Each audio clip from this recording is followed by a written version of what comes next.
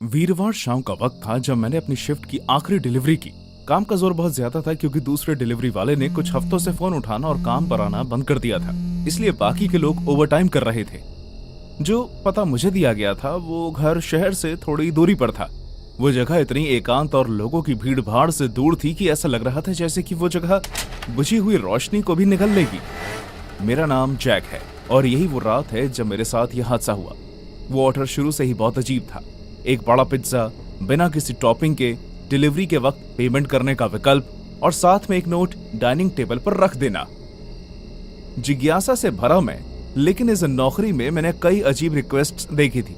जैसे ही मेरी बाइक बजरी वाली सड़क पर चढ़ी, मुझे उस जगह से अजीब सी अनुभूति होने लगी। जरूर कोई गलती हुई है, मैंने दोबारा जीपीएस चेक करके खुद से कहा, लेकिन लोकेशन तो बिल्कुल सही थी। जैसे ही मैं पिज्जा बॉक्स हाथ में लेकर मुख्य द्वार की तरफ गया, हवा ठंडी हो गई। मैंने इस उम्मीद में दरवाजा खटखटाया कि कोई खोलेगा नहीं, और वैसा ही हुआ। कोई नहीं आया, इसलिए मैंने नॉब घुमाया और दरवाजा खुल गया। हेलो, मेरी आवाज अंदर के अंधेरे में कहीं गुम सी हो गई। Pizza delivery. कोई जवाब नहीं आया। घर के अंदर का हिस्सा परछाइयों से घिरा हुआ था। हवा में धूल के कण उड़ रहे थे। खुली हुई खिड़कियां, टूटे हुए फ्रेम्स और अजीब तस्वीरें। मैंने अंदाजा लगाते हुए डाइनिंग रूम देखा। मेरे पैरों की आवाज उस लकड़ी के फ्लोर पर गूंज रही थी।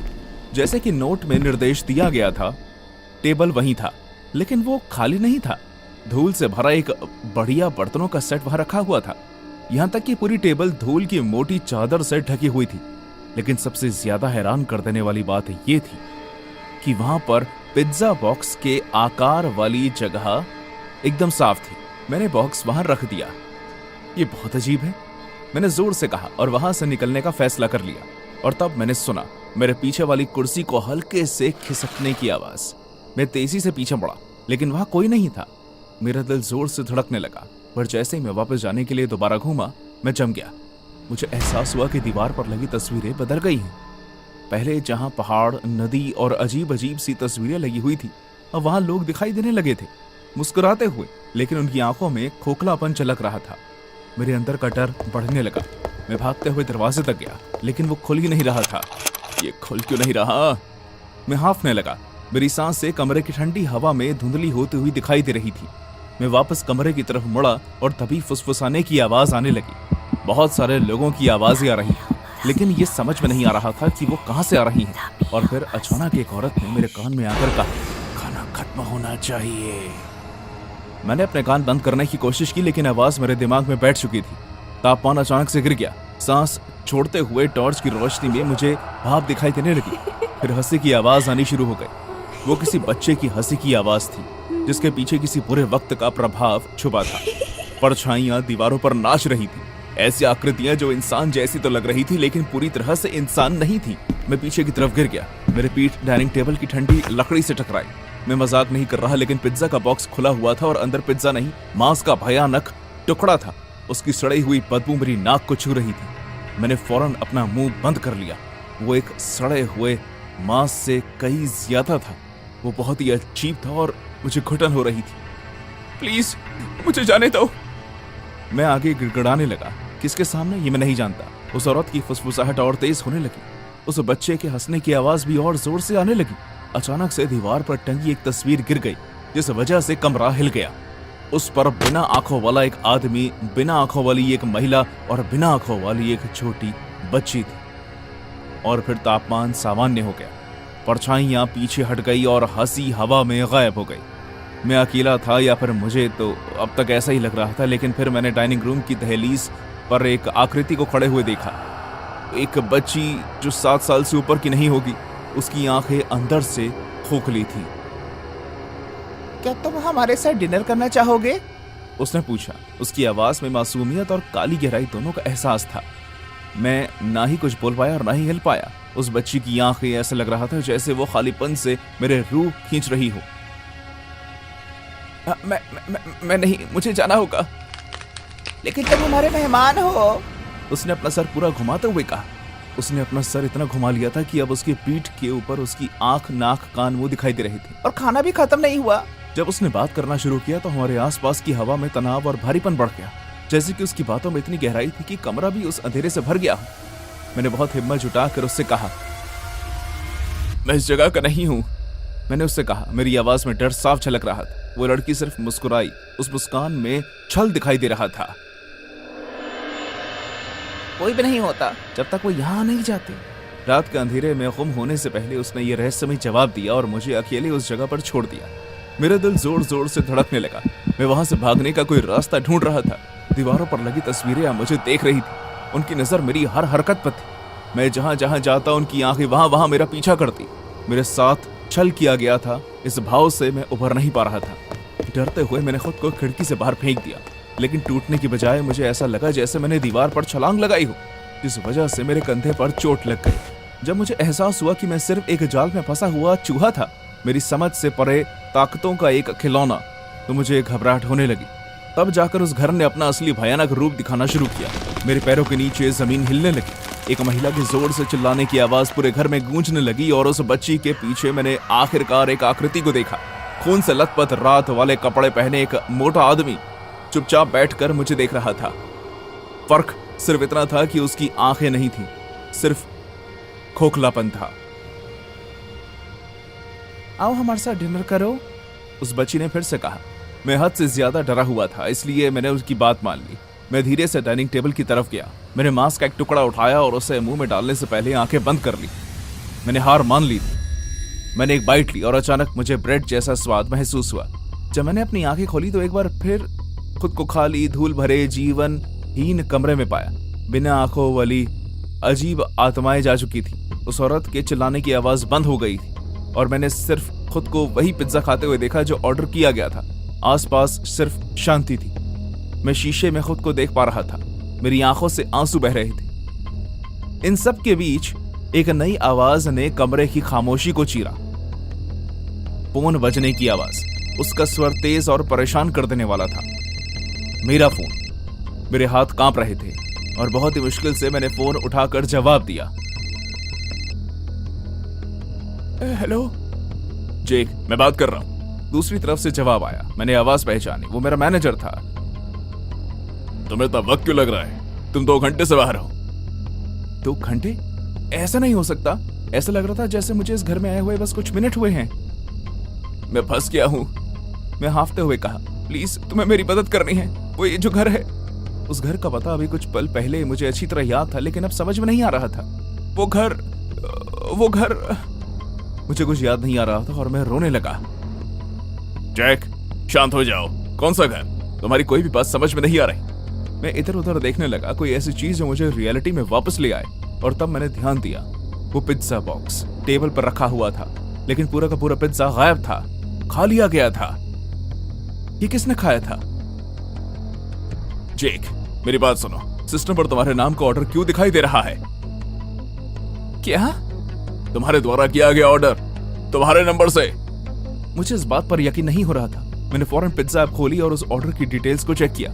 सदमे के मारे मेरे हाथ से फोन गिर गया।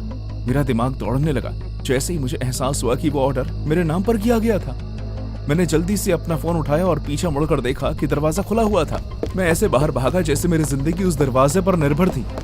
आखिर में मैं उस डिलीवरी लड़के से मिला जिसने काम पर आना बंद कर दिया था, और मुझे पता चला कि वो भी ठीक इसी तरह के घर में एक बार फंस गया था जैसे कि मैं, और उसने भी मेरी ही तरह इस तरह के हादसे का सामना किया था, जो तब जाकर खत्म हुआ जब उसने उसी पिज्जा को खाया जो वो डिलीवरी के लिए लेकर आया था। पिज्जा प्लेस ने फौरन अपने सिस्टम पर अपडेट कर दिया कि वो इस जगह का ऑर्डर फिर से ना ले, और कोई भी और डिलीवरी लड़का फिर उस घर में वापस नहीं गया। शाम की हवा तेज थी, जिसमें लड़कियों से भरे एक घर से संगीत और हंसी की आवाजें आ रही थी।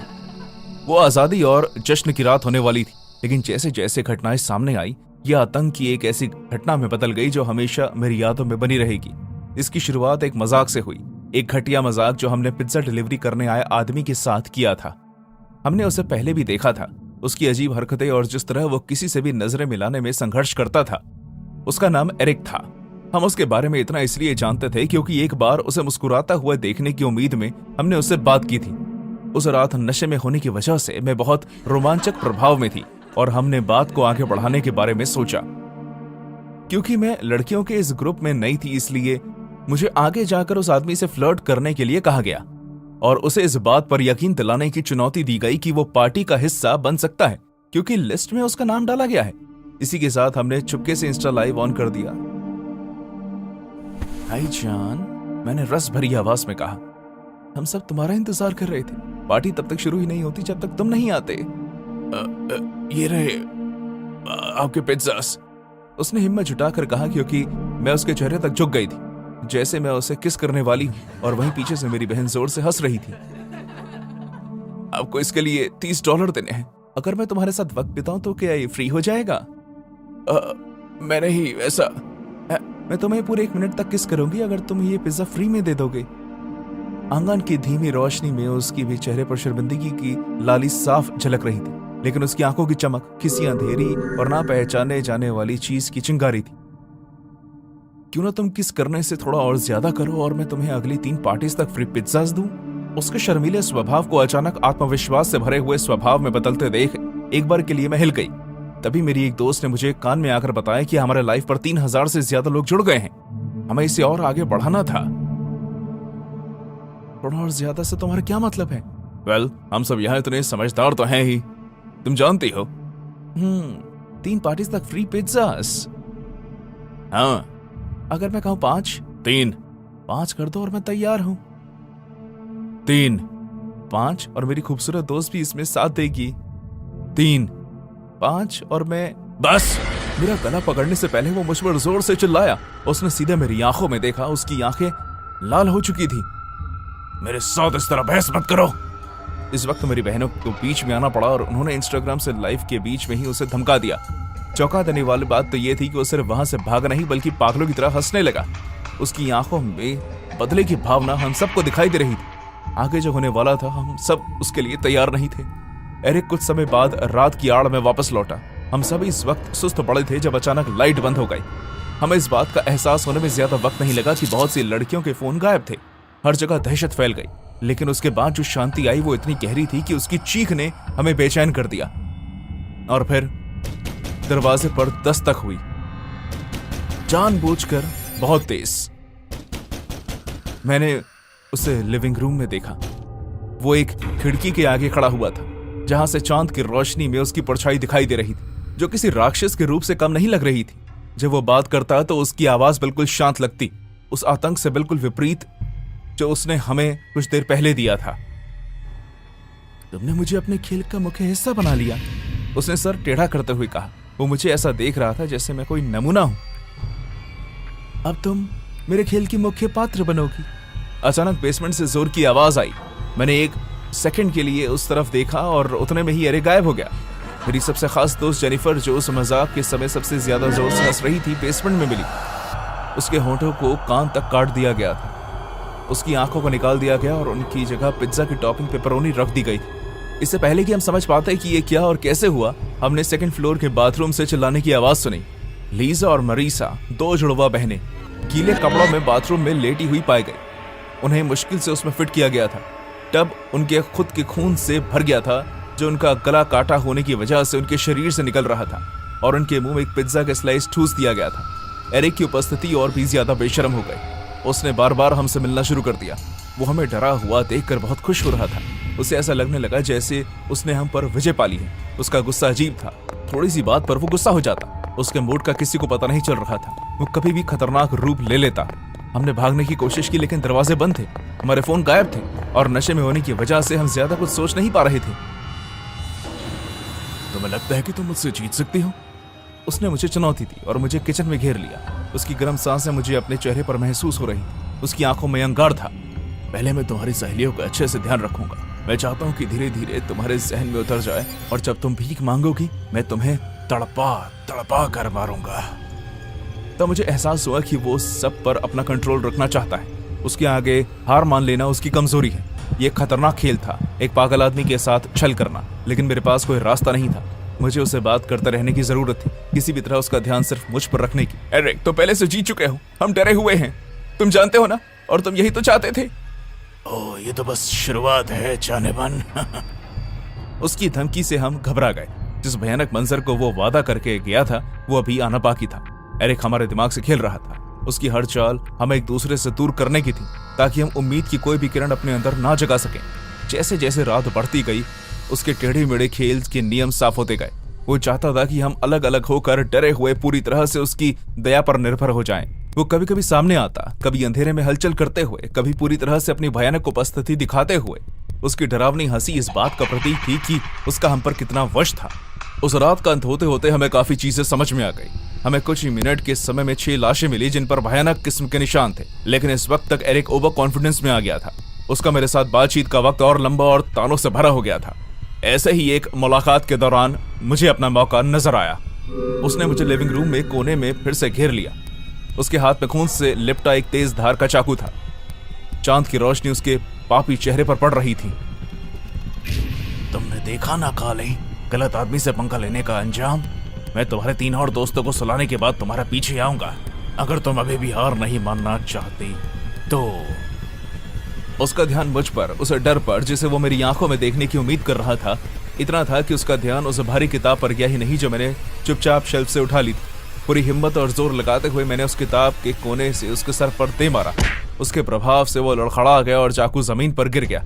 ये वो मौका था जिसकी मुझे जरूरत थी। जैसे ही उसका ध्यान खुद को संभालने पर गया, मैं चाकू की ओर लिपटी और मैंने उसे उठा लिया और बिना किसी संकोच के एरिक को नियंत्रण हासिल करने दिए बिना एक्शन लिया। मैंने एक चीख के साथ, जिसमें कुछ हद तक डर और कुछ हद तक गुस्सा, चाकू घुमाया। वो सतर्क हो गया। ब्लेड उसके चेहरे पर जाकर लगा और वो गिर गया। उसके चेहरे पर सदमे का भाव था। शोर सुनकर बाकी लड़कियां भी भागते हुए आ गई और उन्होंने मुझे एरिक पर चढ़े हुए देखा। मेरे हाथ में चाकू और स्वभाव में सबकी जान बचाने का संकल्प था। हम सब ने मिलकर उसके हाथ पांव बांध दिए। उसकी जेब से उसका फोन निकाला और उसके लहलुहान शरीर पर लात मारते हुए पुलिस को बुलाया। जब मैं फोन कर रही थी तो मेरी सहेलियां तब भी एरिक को मार रही थी। जब पुलिस पहुंची तो उन्होंने हमें एक दूसरे के साथ लिपटे हुए देखा। वो एरिक को गिरफ्तार करके ले गए। उसके बाद सवालों के भवंडर आए। उस घर में दिलचस्प और डर भरा दृश्य दिखाई दिया, लेकिन इन सब के बीच हमें खुद पर गर्व था। हमने न केवल खुद को उस रात के आतंक से बचाया था, बल्कि उस अंधेरे से भी खुद को निकाल लिया था।